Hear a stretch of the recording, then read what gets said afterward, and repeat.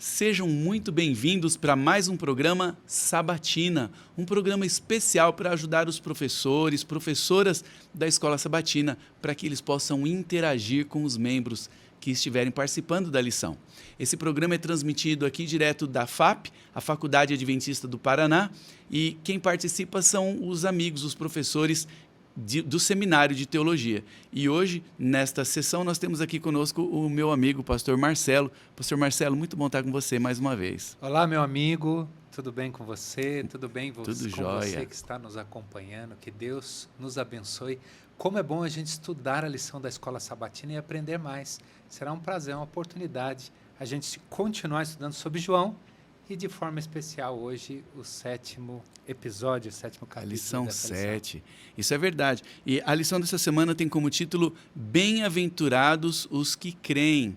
E nós temos nesta semana a evidência de pessoas que creram em Jesus. Tomé teve a sua dificuldade em crer também, e Jesus disse assim: olha, você creu porque viu, bem-aventurados aqueles que não vão ter visto e vão crer. Mas nós começamos com algumas perguntas para fazer para os membros, até a gente chegar lá, e eu quero começar aqui com o meu amigo Marcelo, perguntando para ele assim: Marcelo, a lição tem um momento que mostra que Maria Madalena, ela creu em Jesus, a Maria, irmã de Marta e de Lázaro, e ela demonstrou isso derramando um perfume caríssimo, que valia 1 ano de salário ali, sobre Jesus, ungindo ele. E aí a gente pode perguntar para os membros da igreja, né, na hora da Escola Sabatina, como essa atitude de Maria demonstrou que ela cria em Jesus, essa oferta dela, e como que as nossas ofertas também podem demonstrar que cremos. Sabe, Natal, isso é muito significativo, porque aquele perfume, como a própria Bíblia nos dá o indício, era algo muito valioso. E o fato dela dedicar a Jesus algo valioso representava também uma doação pessoal. É interessante que na história, no Antigo Testamento, toda oferta que tinha o seu valor tinha uma doação pessoal, custava alguma coisa. É interessante, uma vez que Davi foi ofertar ao Senhor e ele escolheu um campo, e o dono do campo, na história, diz: não, eu vou dar o campo. Ele falou: não, de forma nenhuma, como é que eu posso ofertar ao Senhor algo que não custou nada para mim? Então, para essa mulher, custou muito, foi uma oferta pessoal. Isso nos faz refletir, como você disse, o quanto é custoso para nós a oferta. Porque se for algo que não existe nenhum custo, por si não tem valor. Se for alguns centavos da nossa carteira, ou mesmo um valor grande para alguém que tem muito, mas quando nós damos daquilo que faz diferença na nossa vida, ou seja, uma oferta realmente significativa, pessoal, isso tem um valor indescritível. Tanto é que nós podemos ver isso na oferta da viúva pobre, que ela deu tudo que tinha, por isso foi muito valiosa. Que interessante, não é? Ela deu 2 moedinhas, mas era muito para ela, e Jesus reconheceu. A oferta que a mulher deu ali, que a Maria Madalena deu naquele perfume caríssimo, demonstrava que ela reconhecia que ele era o Messias, e ela estava ungindo ele, agradecida da cura, do perdão que ele fez na vida dela. E nós também podemos estar agradecidos a Deus, também demonstrando a nossa oferta e com a nossa atitude, com a nossa vida. A lição continua e ela fala que uma outra pessoa deu testemunho de Jesus, que é Pilatos. Só que Pilatos deu um testemunho involuntário. Eu gostaria de ler aqui o trecho que está em João, capítulo 18, primeiro no versículo 38, em que Pilatos, ele vê que Jesus era diferente. E ele chega para Jesus no verso 38 e perguntou para Jesus: o que é a verdade? Só que ele não deu tempo de Jesus responder, senão Jesus responderia, não é? Ele perguntou o que é a verdade, e depois de dizer isso, ele voltou para os judeus e disse: eu não acho nele crime nenhum. Então Pilatos estava dando um testemunho involuntário. Ele é inocente para mim. Por que o testemunho involuntário não é bom, não é valioso, Marcelo? Às vezes alguém pode reconhecer que Deus é bom, mas esse testemunho involuntário não é importante. Talvez a gente poderia argumentar da seguinte forma, que você fazer algo de bom sem querer fazer, talvez não tenha tanto valor quanto for uma decisão pessoal. Não vem do coração, né? Existem pessoas, ou fazer algo de bom com intenções difusas, outras intenções pessoais, para o próprio interesse, né? Então, quando nós fazemos para o bem das pessoas, tem um valor indescritível. Uhum. Mas quando nós fazemos algo involuntário ou no sentido de atender a nossa realidade, eu creio que não tem tanto valor assim, porque isso é uma atitude egoísta, né? Uhum. E para você que está participando e buscando aqui ferramentas para fazer perguntas para os alunos, aqui na descrição do vídeo, você olha, abre aqui embaixo, tem as perguntas interativas. E uma das perguntas legais para você fazer para os membros da igreja, para eles refletirem o que você responderia para Pilatos se ele fizesse a pergunta para você? A pergunta que ele fez para Jesus, o que é a verdade? E provavelmente ele perguntou e saiu, não ouviu a resposta. Jesus responderia algo. O que você responderia? Marcelo, o que você responderia se alguém te perguntasse o que é a verdade? Eu creio que essa pergunta, na verdade, ela ecoa antes de Jesus. Você sabe, Natal, até estudou filosofia, sabe que os profetas, ou melhor, os filósofos gregos perguntavam, né, para si e para outros, né, a respeito da verdade. O que é verdade? E na mentalidade romana na época, que era uma herança da mentalidade grega, essa pergunta tinha um significado importante. O que é verdade?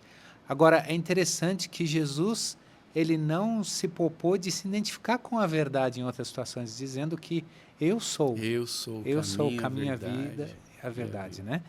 Então, veja que hoje nós não entendemos que Cristo é a verdade, a palavra de Deus é a verdade, o que ele nos ensina é a verdade, e isso não dá espaço para o subjetivismo.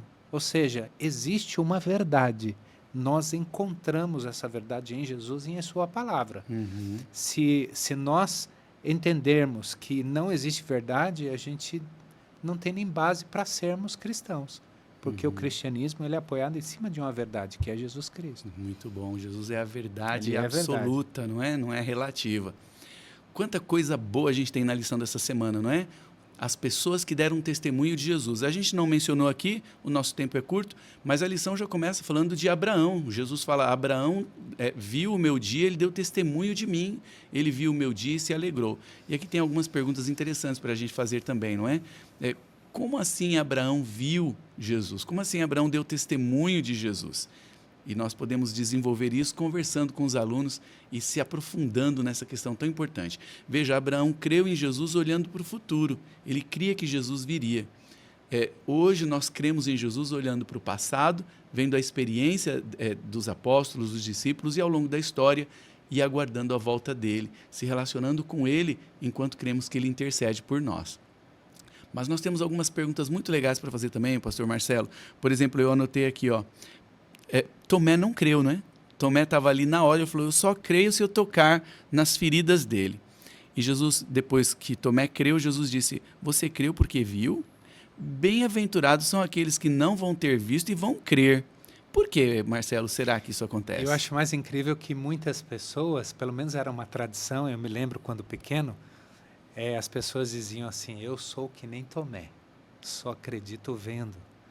E não existe mérito nisso. Na verdade, Jesus Cristo não está colocando mérito na atitude de Tomé. Não. Pelo contrário, ele utilizou a situação para ensinar uma outra lição.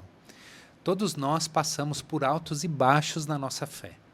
É normal termos momentos que nós cremos e momentos que duvidamos. Afinal de contas, a nossa vida é uma vida difícil. Entretanto, o Senhor nos deposita a fé que deve ser exercitada, porque é um dom de Deus. O apelo, inclusive, que a lição nos traz é que nós possamos exercitar a fé, deixar que Deus fale ao nosso coração e esse dom possa crescer a tal ponto que a gente não vê, mas crê. Muito bom. Isso é a fé, não é? Essa é a fé. É a fé que é baseada na razão. É a fé baseada na razão das Escrituras, das profecias e de tantas coisas que podemos ver.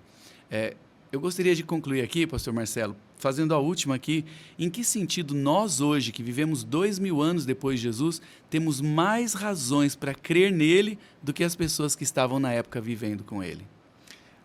Creio que existe muito mais, né? Dentre elas, uma das razões assim fortes são as evidências históricas. As evidências históricas e também o que o Senhor Jesus fez na história do mundo, que verdadeiramente até os que não são cristãos admitem que o mundo foi mudado por esse homem, por essa figura que existiu. Até os ateus, né, sabem que tem o ateus. antes de Cristo e o depois de Cristo. Exatamente. Aliás, nós no Ocidente contamos o tempo assim. Então, hoje nós cremos em Cristo no Antigo Testamento, no Novo Testamento, nas evidências históricas e também, principalmente, no que Ele pode fazer hoje por nós. O poder que Ele exerce em nossa vida. Aquele que bebe deixa de beber, o que fuma deixa de As fumar. transformações, não é? Isso são os maiores milagres. Isto é um poder extraordinário que vem de Deus, que o Espírito Santo, representando Jesus, executa na vida do crente. Que maravilha! Então a lição desta semana fala dos testemunhos de várias pessoas que deram. Abraão testemunhou de Jesus, Maria Madalena testemunhou de Jesus com a sua atitude, Pilatos testemunhou de Jesus, mas de maneira involuntária, isso não vale. Tomé testemunhou de Jesus, mas somente depois que ele teve a comprovação de que Jesus realmente tinha ressuscitado. E Jesus diz que nós hoje somos mais bem-aventurados por nós crermos nele sem ter visto, mas pelas evidências escriturísticas, históricas e na nossa vida. Eu gostaria que você consultasse as perguntas que estão aqui na descrição do vídeo para você fazer na sua classe e tornar a sua classe muito mais interativa, mais viva. Nós terminamos aqui. Eu gostaria de pedir para o meu amigo Marcelo fazer uma oração. Ok? Convido você, então, que nos acompanha em qualquer momento que você esteja vendo esse vídeo, para que você tire uma oportunidade, essa oportunidade de falar com Deus. Querido e bom Deus, graças te damos porque o Senhor colocou testemunhas, homens e mulheres que puderam demonstrar na sua vida, nas atitudes, e podemos conhecer o seu relato bíblico, de testemunho, de transformação através do teu poder. Mais do que isso, Senhor, pedimos que nós possamos ser testemunhas hoje e mostrar ao mundo o que o Senhor tem para fazer pelas pessoas.